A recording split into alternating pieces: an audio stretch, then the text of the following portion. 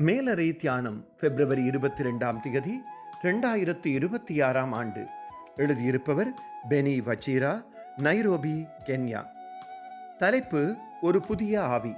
வாசிக்க வேண்டிய வேத பகுதி 51 சங்கீதம் 10 தொடங்கி 12 வரை. இன்றைய நாளுக்குரிய தியான வசனம் 51 சங்கீதம் 10. தேவனே, சுத்த இருதயத்தில் என்னிலே சிருஷ்டியும், நிலைவரமான ஆவியை என் உள்ளத்திலே புதுப்பியும். இயேசு 40 நாட்கள் வனாந்தரத்திலே இருந்ததை நினைத்து பல கிறிஸ்தவர்கள் லெந்து நாட்களில் ஆவிக்குரிய வளர்ச்சிக்கு முயல்வார்கள்.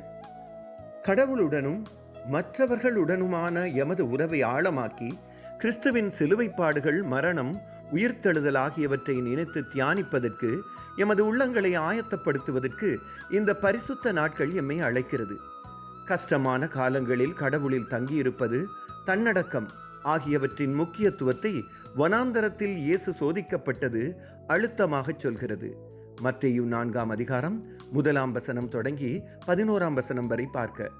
மற்றவர்களிடமிருந்து பாராட்டுதலை தேடாமல் சாதாரணமாக உபவாசம் இருப்பது பற்றி இயேசு கற்பித்ததை மத்தேயு 6 தொடங்கி 18 வாசிக்கிறோம்.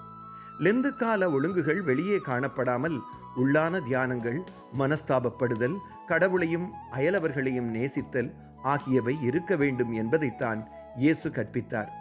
அத்துடன் எம்மை நாம் ஆராய்ந்து இயேசு கற்பித்தபடி மன்னிப்பையும் புதிதாக்கலையும் தேடும் சந்தர்ப்பமாக லெந்து நாட்கள் இருக்கிறது.